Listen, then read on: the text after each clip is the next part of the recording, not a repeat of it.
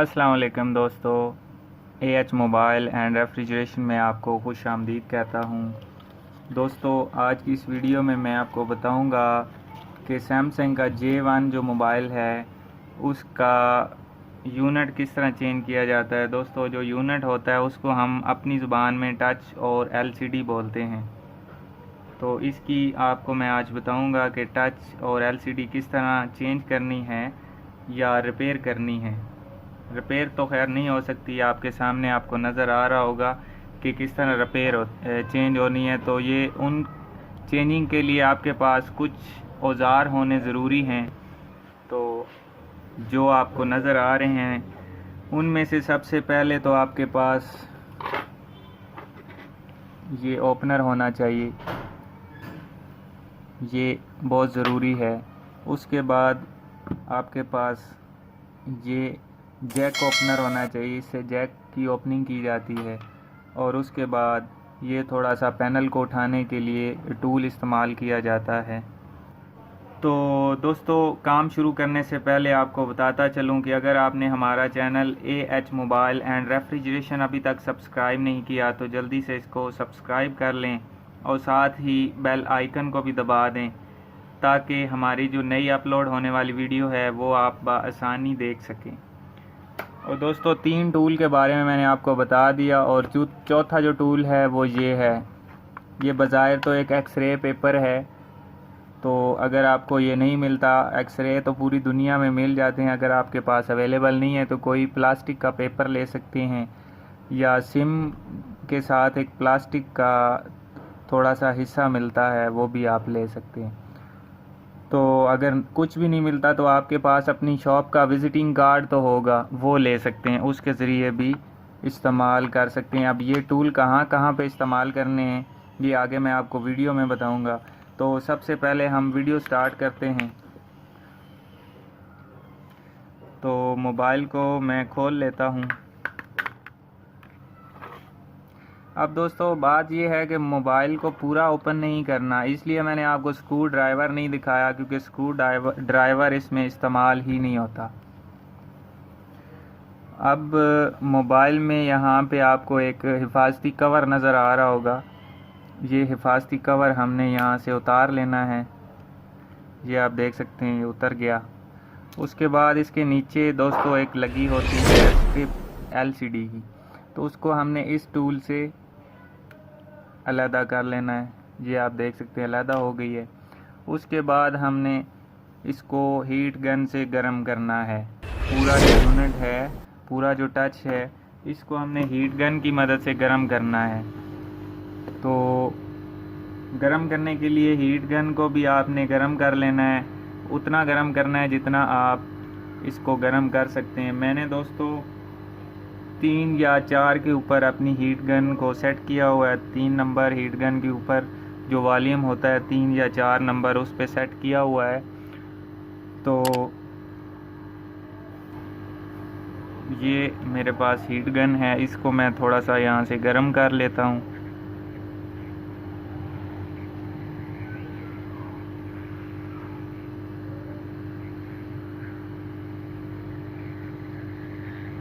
और दोस्तों, याद रहे कि अगर आप सिर्फ टच चेंज करना चाह रहे हैं तो फिर आपने बड़े एहतियात से इसको गर्म करना है, क्योंकि अगर एलसीडी तक हीट पहुंच जाती है तो फिर आपकी एलसीडी भी ख़राब हो जाएगी। अगर आपने टच और एलसीडी दोनों चेंज करने हैं तो फिर कोई मसला नहीं है, लेकिन एहतियात ज़रूरी है क्योंकि इसकी केसिंग भी प्लास्टिक की होती है तो वो भी पिघल ना जाए। और ये मोबाइल ज़्यादा इस्तेमाल हुआ है, इस वजह से यहाँ पे इसके ऊपर निकल वो एक स्टील वाला कलर होता है वो नहीं हुआ।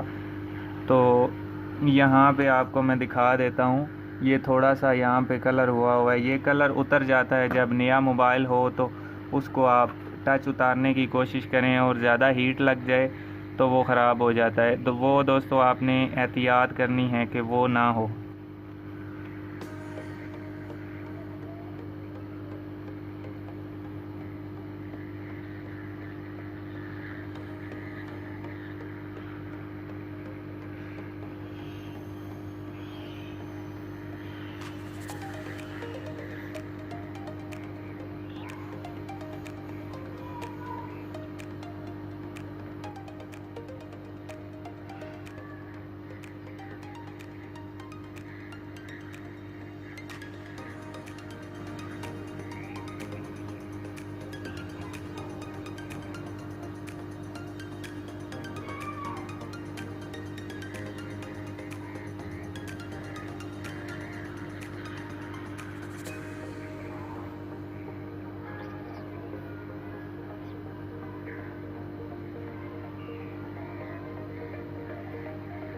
तो एक बात और आपको बताता चलूँ कि हीट गन कोई प्रॉपर हल नहीं है। आप इसके लिए हीट गन एक दूसरी मिलती है अक्सर घरों में, जिससे लड़कियां बाल अपने ड्राई करती हैं, जो हेयर ड्रायर होता है उसके साथ भी ये उतारा जा सकता है और बहुत इजी होता है उसके साथ। ये समझ लें कि एक जुगाड़ है। अगर आपके पास कोई चीज़ नहीं है गर्म करने के लिए तो आप हीट गन का इस्तेमाल कर सकते हैं। इसके ज़रिए गर्म करके आप अपने यूनिट्स को उतार सकते हैं। और एक बात आपको बता दूं कि ये जो एलसीडी होती है इस पे आप इस्तेमाल कर लें। अगर एलईडी पे इस्तेमाल करेंगे तो एलईडी ख़राब हो सकती है, उसमें मसले आ सकते हैं। ये मैं आपको एलसीडी बता रहा हूँ, एलसीडी का तरीका खोलने का।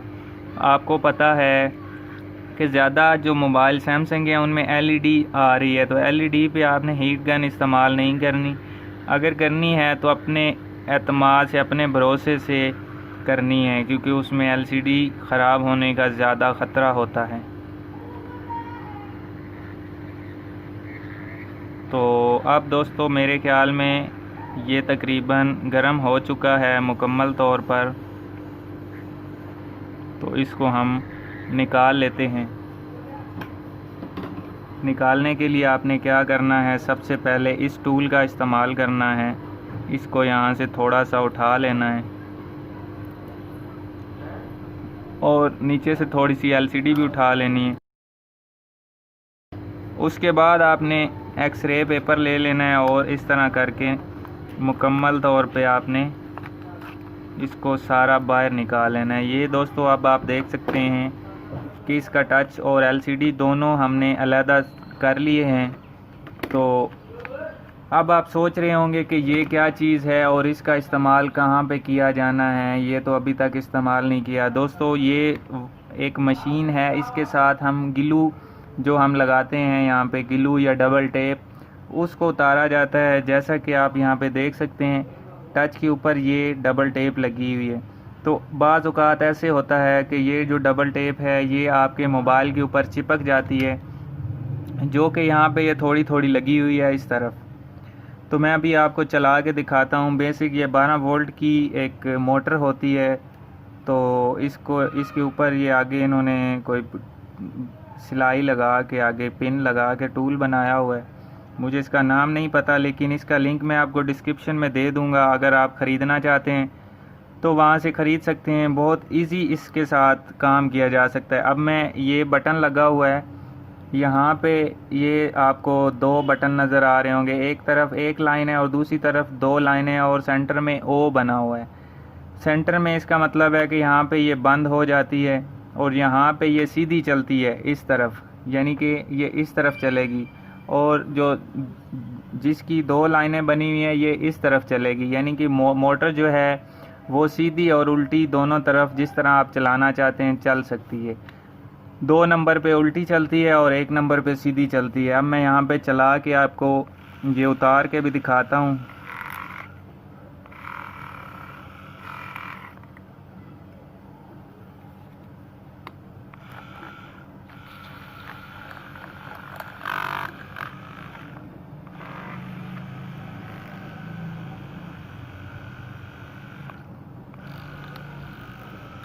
असल में इसकी जो गम है वो सारी उसके साथ उतर गई हुई है और डबल टेप भी यहाँ पे नहीं लगी हुई। तो अगर ज़्यादा होती तो मैं आपको दिखा देता। मैं आपको किसी दूसरी वीडियो में इसका इस्तेमाल भी बताऊंगा, क्योंकि यहाँ से ये अभी आप देख सकते हैं, शायद आपको नज़र नहीं आ रही होगी कि इसने जो इसके ऊपर गिलू लगी हुई थी वो उतार ली है। मैं मज़ीद थोड़ी सी और उतार लेता हूँ।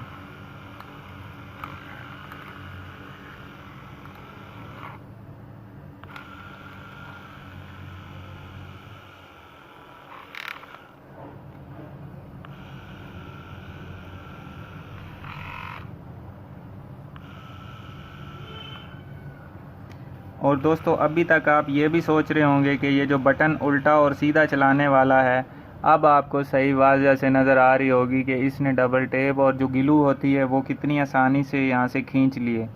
अब ये बटन का दूसरा इस्तेमाल मैं आपको बता रहा हूँ कि यहाँ से अगर आपसे ये गिलू नहीं उतर रही अभी आप देख सकते हैं यहाँ पे ये ग्लू है और मैं यहाँ से इसको लगाता हूँ तो ये सारी उतार लेगा।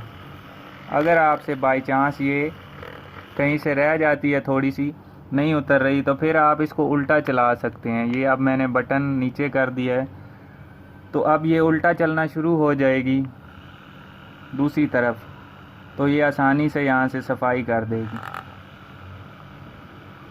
आप देख सकते हैं दोस्तों, अगर आप हाथ से करते तो कभी भी इतनी सफाई नहीं कर सकते थे कि जितनी आप इस मशीन ने कर ली है। और इसके ऊपर ये आप वाज़ा देख भी सकते हैं कि कितना इसके ऊपर सामान, इसकी ग्लू लग चुकी है। तो उल्टा आपने कम चलाना है, सीधा ज़्यादा चलाना है। सीधे से ये ज़्यादा जो है सही से काम करेगी। तो ये सफाई करनी बहुत ज़रूरी होती है। अक्सर औक़ात मैं भी देखता हूँ कि जो यूनिट हैं वो दोबारा लगाए होते हैं मकैनिक ने, तो उसके ऊपर थोड़ा थोड़ा पैनल ऊपर उठा हुआ होता है। अब इसको उतारना है तो इस तरह आराम से उतार सकते हैं। अगर नहीं उतर रहा तो आप किसी कैंची से या कटर से भी इसको साफ़ कर लें।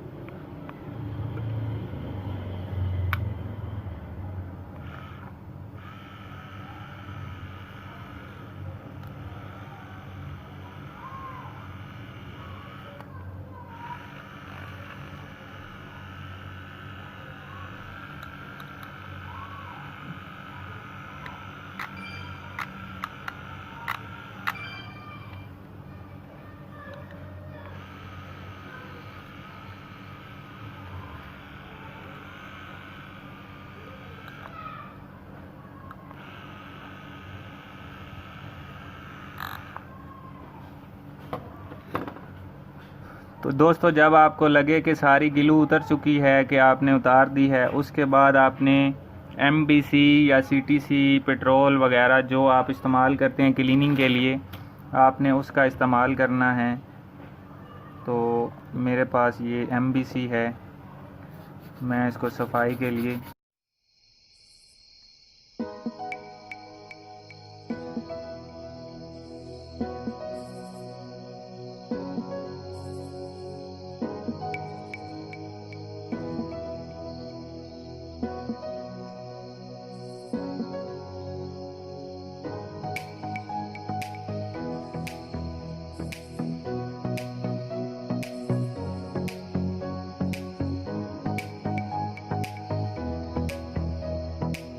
तो अब दोस्तों यहाँ पे आपको वाज़िया फ़र्क नज़र आ रहा होगा कि कहीं से भी कोई मसला नहीं है।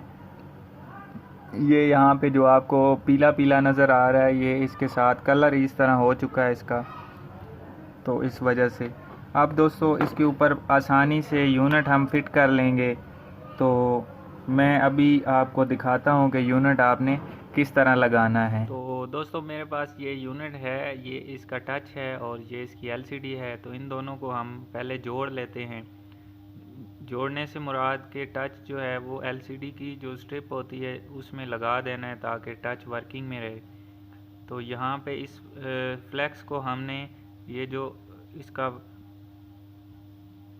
लॉक बना हुआ है इसमें हमने दे देना है। ये लॉक में दे के ऊपर से ये लॉक कर देना है। तो ये टच की फ्लेक्स इसके साथ पक्की हो जाएगी। उसके बाद हम पहले इसको चेक कर लेंगे कि क्या यह ठीक है या ख़राब है, क्योंकि दोस्तों अगर ख़राब हो तो फिर हम वैसे इसको लगा दें बग़ैर चेकिंग के तो फिर हमारी रिप्लेसमेंट नहीं होती। अगर ख़राब हो और हम चेक कर लें तो फिर हमारी रिप्लेस हो जाती है। तो इस वजह से दोस्तों मैं सबसे पहले चेक कर लेता हूँ एहतियातन के ख़राबी ना हो। वैसे ख़राब नहीं निकलते, लेकिन अपनी तसल्ली कर लेनी अच्छी बात है। तो अभी दोस्तों मैंने मोबाइल को ऑन कर दिया है, अभी फ़िटिंग नहीं की, बस वैसे ही मैंने टच और LCD एक दूसरे के ऊपर रख के तो चलाया है ताकि मैं इसको चेक कर लूँ। तो दोस्तों मोबाइल भी ऑन हो चुका है। अब इसका टच यहाँ से पहले मैं सेटिंग में जाता हूँ। तो ये इसका मॉडल नंबर आपको नज़र आ गया है J1। और ये टच पहले इसका एक कोड होता है *#0*#। ये आप डायल करेंगे तो आपके सामने मेन्यू आ जाएगा। यहाँ पे टच के ऊपर क्लिक करके हमने टच चेक कर लेना है कि इसका टच कहीं से ख़राब तो नहीं है। एलसीडी तो ख़राब हो तो आपको वाज़ह बिल्कुल सामने नज़र आ जानी है, लेकिन टच को हमें चेक करना पड़ेगा दोस्तों। ये जब तक पास नहीं होगा तब तक आपका टच कहीं ना कहीं से ख़राब होगा। तो अभी दोस्तों हमने टच चेक कर लिया है, टच इसका बिल्कुल ठीक है, कोई मसला नहीं है। तो मैं इसको अब मुकम्मल अच्छे से फिटिंग कर लेता हूँ। इसके ऊपर जो पेपर लगे हुए होते हैं स्क्रैचिंग पेपर के, क्योंकि ये चाइना से आता है सारा सामान, तो इसके ऊपर जो इंसुलेशन स्टिकर लगे हुए होते हैं कि आपस में रगड़ें ना लग जाएं, तो ये स्टिकर मैं उतार देता हूँ।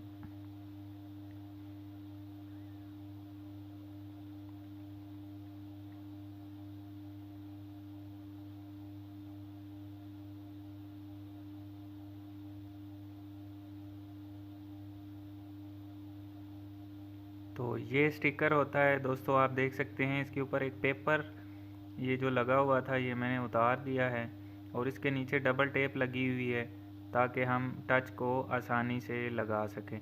और यहाँ पे ये फ्लेक्स के ऊपर भी डबल टेप लगी हुई है ताकि ये बैक साइड पे इस तरह चिपक जाए। तो ये मैंने इसको चिपका दिया है। अब टच दोबारा हमने लॉक में फ़िक्स करना है।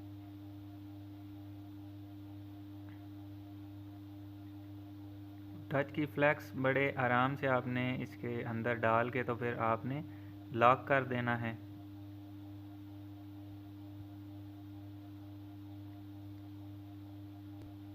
तो दोस्तों ये हाथ से नहीं हो रहा तो मैं ट्यूज़र की मदद से इसको अंदर डाल देता हूँ ताकि ये अपनी जगह पे सही से फिक्स हो जाए। तो दोस्तों जब ये अंदर चला जाए उसके बाद आपने इसको लॉक कर देना है और ये टच बिल्कुल फिर वर्क करेगा।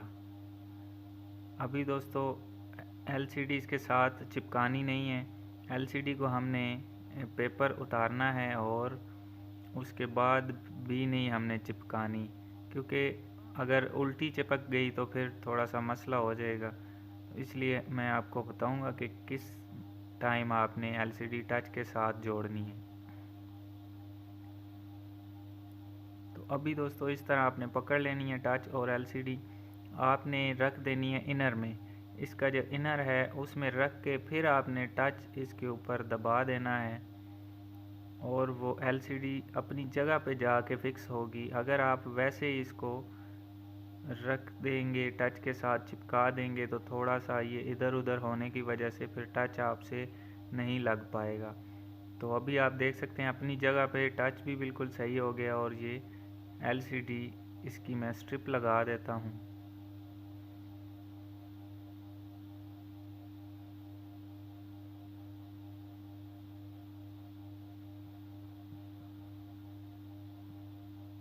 तो अभी दोस्तों स्ट्रिप भी लग गई है और इसका मैं आपको चेक करवा देता हूँ, क्योंकि पहले तो हमने चेक कर लिया, एक दफ़ा दोबारा इसको चेक कर लेते हैं। तो दोस्तों मैं उम्मीद करता हूँ आज की हमारी वीडियो आपको पसंद आई होगी। अगर पसंद आई हो तो लाइक ज़रूर कीजिए और शेयर कीजिए अपने दोस्तों में ताकि वो भी इससे फ़ायदा उठा सकें। और दोस्तों अगर आपने हमारा channel AH mobile and refrigeration अभी तक सब्सक्राइब नहीं किया तो जल्दी से इसको सब्सक्राइब कर लें ताकि हमारी नई आने वाली वीडियो आप सबसे पहले देख सकें। तो अभी दोस्तों मोबाइल हमारा ऑन हो गया, तो ये मैं इसका हिफाजती जो कवर लगा होता है LCD की स्ट्रिप के ऊपर वो लगा दिया है। अब मैं आपको यहाँ पे टच चला के चेक करवा देता हूँ। तो ये आप देख सकते हैं बिल्कुल ठीक है, वर्किंग में है। तो ये स्टिकर इसके ऊपर लगा हुआ है, ये बाद में कस्टमर भी उतार सकता है या आप खुद भी उतार दें। तो अभी दोस्तों मिलते हैं अगली वीडियो में एक नए से ट्रिक्स के साथ। तब तक के लिए AH मोबाइल एंड रेफ्रिजरेशन को दीजिए इजाज़त। अल्लाह हाफिज़, अल्लाह निगहबान। पाकिस्तान जिंदाबाद।